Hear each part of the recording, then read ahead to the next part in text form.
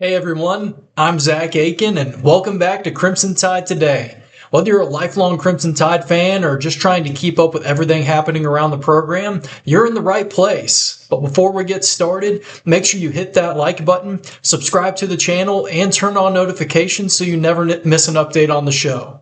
It also helps our channel grow and helps reach more Alabama fans just like you. Drop a comment down below and let me know what your thoughts were on today's discussion. I always enjoy hearing different perspectives from around Bama Nation. So let's settle in and let's start the opening drive. So Alabama has completed its first scrimmage of fall camp, and naturally there's one question everybody wants answered. Are we getting any closer to knowing who's Alabama's starting quarterback going to be? That would be a pretty firm no, according to head coach Kalen DeBoer. And I actually think that's what makes this quarterback battle even more interesting. Austin Mack and Keelan Russell, they've been battling through the offseason, and after getting the first real scrimmage opportunity of fall camp, DeBoer said he doesn't feel any closer to making a decision. Now, I don't necessarily think that's a bad thing, because I don't think Alabama needs to rush this conversation. The season opener against East Carolina is on September 5th, and Alabama still has another scrimmage coming up. So take your time and give both quarterbacks opportunities with the first team offense, and make sure you're finally picking somebody that's going to be the quarterback who gives Alabama the best chance to win. One thing DeBoer emphasized after the scrimmage was that both quarterbacks needed to start faster. And I think that's very important because you can make mistakes in a scrimmage, you can have a bad series, but once Alabama gets into SEC play, you can't spend the first quarter trying to settle into the game. The quarterback, he has to be ready from the opening drive, and that's probably where this competition is going to be decided. We already know what each guy brings to the table. With Austin Mack, the biggest advantage is familiarity. He's been with Kalen DeBoer going all the way back to Washington, and he understands this offense in his sleep. And he understands what DeBoer and Ryan Grubb expect from the quarterback position. Even though he's never started a college game, he's been around this system for years. And Keelan Russell, he's the younger option, but the upside is very clear. He's a former five-star quarterback who has plenty of arm talent, and he gives Alabama a different dimension with his running ability as well. And we've heard throughout his time at Alabama about the confidence and presence that he brings to the position. And apparently, Russell, he's had some really good moments during the fall scrimmage last week. Reports came out of Tuscaloosa indicated that he was one of the players who generated some buzz after the scrimmage. But here's where I think we need to be careful. A good scrimmage, it doesn't automatically make you a QB1. Alabama's not choosing a quarterback who makes the more highlight plays in August. They're choosing a guy who they can trust to run the offense against Georgia, LSU, Tennessee, and the rest of an SEC schedule. That's why we've heard DeBoer talk about poise at this position. What happens when this protection breaks down? What happens after an interception? What happens on a 3rd and 8 when Bryant Denny is tight and Alabama needs a drive? Who's consistently making the right decision? That's what's going to matter. And Ryan Grubb has previously described his competition as essentially even, and that tells you just how close these quarterbacks have been throughout the offseason and fall camp. And personally, I think the second scrimmage is where things is going to start really getting interesting. Alabama staff, they should have a much larger sample size by that point, and Grubb indicated before camp that the two scrimmages will provide a lot of information needed to make this decision. But eventually, you've got to pick somebody, and you've got to get them ready for that season opener. Because once you identify QB1, you want that player getting as many reps as possible with the starting offensive line, receivers, and running backs before September 5th. But Alabama's not there yet. Both Austin Mack and Keelan Russell, they still have an opportunity to win this job. And after scrimmage number 1, Kalen DeBoer isn't ready to separate them. So the pressure increases, but we're getting deeper into fall camp and we're getting closer to the season.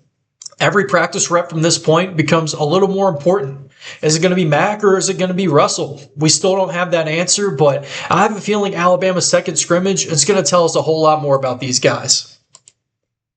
So Alabama had their first scrimmage, as we just talked about, and we still don't have a box score to break down. And Kalen DeBoer, he did give us some clues about which position groups caught his attention.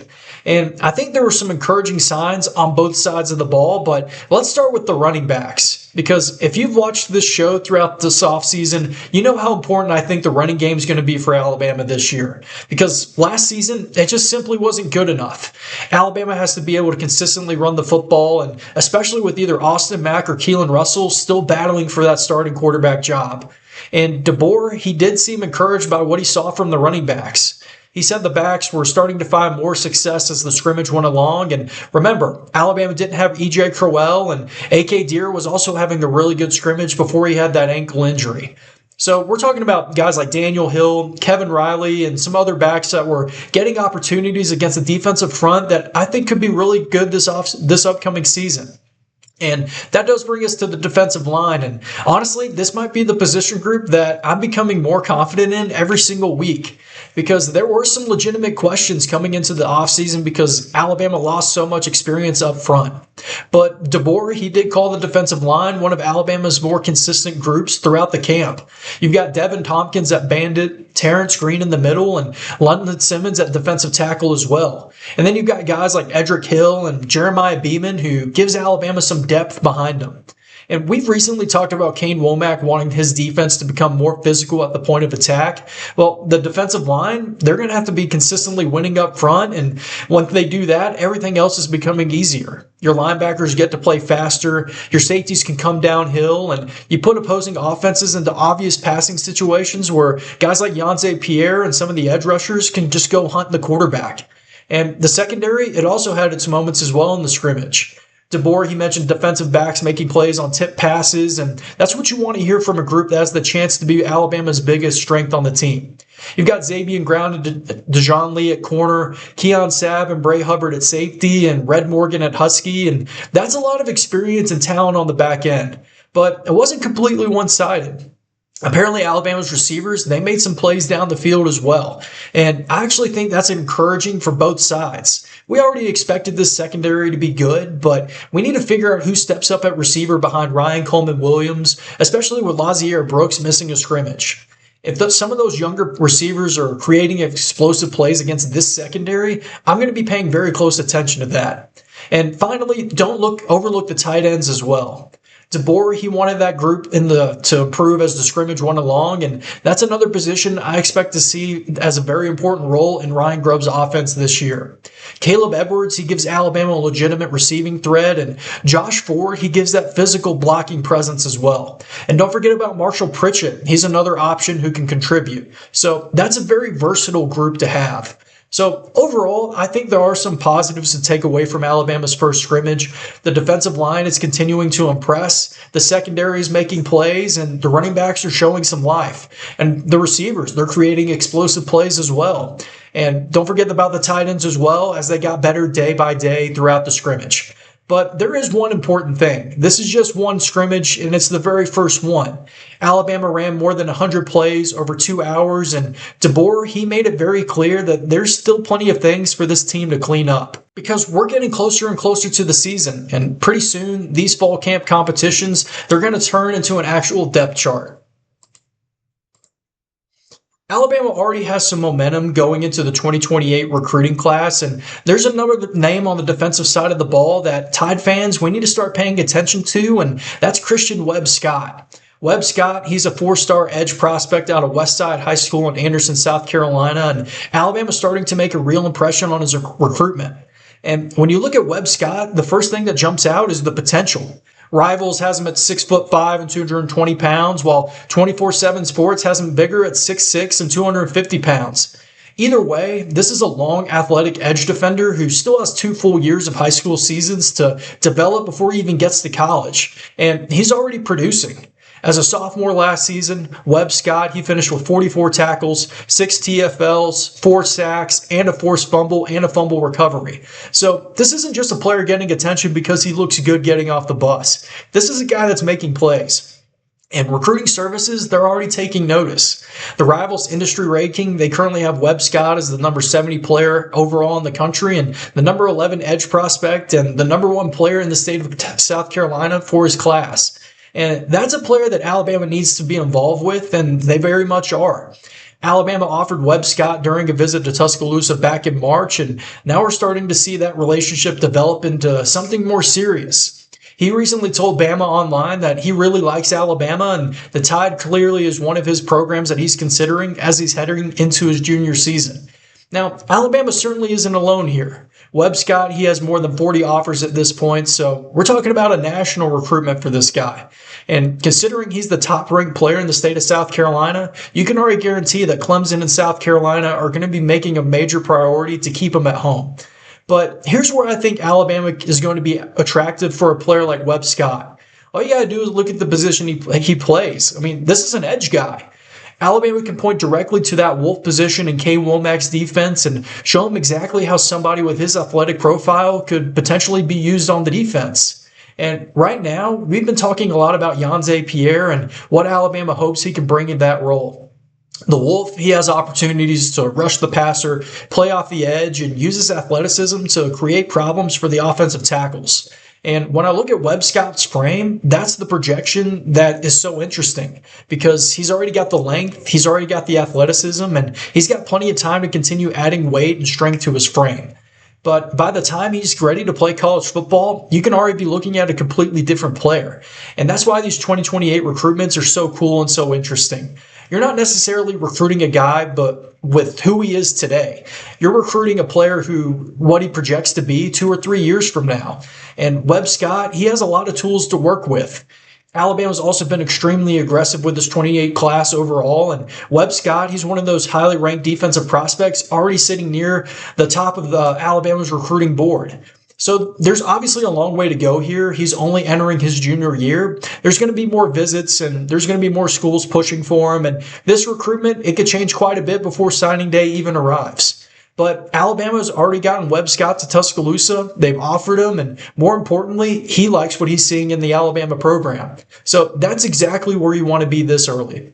So Christian Webb Scott, he's one of those names to remember for this 2028 recruiting class. But if Alabama can add another long athletic pass rusher just like this to Kane Womack's defense, that's potentially another big piece for what's already shaping up to be another talented recruiting class coming to Alabama. In the wake of A.K. Deer's injury, I wanted to go back to the running back room today for a player preview, and today we're going to be talking about junior Kevin Riley. Riley, he's a local guy. He played his high school football at Tuscaloosa County High School in Northport, which is right over the bridge, so he didn't have to travel very far to play his college football. And he was a big-time prospect coming out of high school. Riley, he was a unanimous 4-star prospect and was generally considered one of the top 5 running backs in the 2024 recruiting class. The 24/7 Sports Composite, they had him as the number 70 nationally player and the number 5 running back in all of the country. He also played in the Under Armour All-American game before choosing Alabama over schools like Auburn, Arkansas, and Miami. Now, physically, Riley, he's a little different from some of the other backs that Alabama has in this room. He's listed at 5'11 and 198 pounds, and compared to Daniel Hill at 236 or E.J. Crowell at 224, Riley's clearly not going to be Alabama's big power back in the rotation. But I also think that's why he brings something very valuable to this offense. Riley, he's going to give you quickness, he's going to make defenders miss, and he's got some burst when he gets into space, and I really like what he can give Alabama as a receiver. He's the type of running back that can get involved in the screen game, check downs, and other opportunities where you're basically trying to get him isolated against a linebacker. And we did see some of that last season. After barely playing as a freshman in 2024, Riley's role did increase in 2025. He appeared in 11 games, and he actually got 2 starts, and he finished the year with 59 carries for 224 yards and added 2 rushing touchdowns. But let's also look at his receiving numbers. He caught 19 balls for 176 yards and added another touchdown as well. So that's almost 400 yards from scrimmage despite being in a very crowded running back rotation last year. And I think that's going to tell us something about how Alabama can use him this upcoming season. Daniel Hill, he still looks to be the guy who's going to lead this backfield, but with A.K. Deer expected to miss some time after suffering that ankle injury, someone else is going to have an opportunity to earn more touches this season. And I think Riley can make a lot of sense. I don't think he necessarily needs 15 or 20 carries every Saturday to be effective, but let's give him 8 or 10. Let's get him involved in the passing game and maybe motion him out in the backfield occasionally and get him matched up with a linebacker in space. I mean, you got to find ways to get this guy the football and put it in his hands. Because Riley, he gives Alabama a different style than some of Alabama's bigger backs, and I think that's very valuable for Ryan Grubb. Alabama's running game, it simply wasn't good enough last season. The Crimson Tide averaged just over 100 yards per game on the ground, and that finished near the bottom of the FBS. So that's going to have to change in 2026. And I don't think the answer is necessarily finding one guy and giving him 25 carries a week. This is going to be a committee. And Daniel Hill, he can give you that bigger, more physical presence. And then you got younger guys like E.J. Crowell and Trayshawn Brown are going to be trying to earn opportunities. And then you've got a guy like Kevin Riley who's going to give you something a little different. He's experienced, he's quick, and he's already proven he can catch the football in the backfield. So now he's going to be entering his third season in the program, and Riley probably isn't going to be entering 2026 as the biggest name in Alabama's running back room. But with the opportunity that's opening up right now, I wouldn't be surprised at all if he ends up being one of the more valuable pieces on the offense. Because sometimes it's not just about being RB1. Sometimes it's about having a skill set that your offense needs, and Kevin Riley has absolutely that to provide. So guys, that's going to do it for today's show. As always, let me know what you think down in the comments and what questions that you have or what topics that you want covered. I always love hearing your thoughts. If you enjoyed the video, make sure you hit that like button and subscribe to the channel. It really helps the channel grow and allows us to keep bringing you more Alabama football coverage throughout the season. Also, don't forget to turn on notifications so you never miss an upload, especially with more recruiting news, and the 2026 season is right around the corner. You can also follow me on X and Instagram at ZAitken7 for more Alabama football updates, analysis, and recruiting coverage throughout the week. And until next time, roll Tide.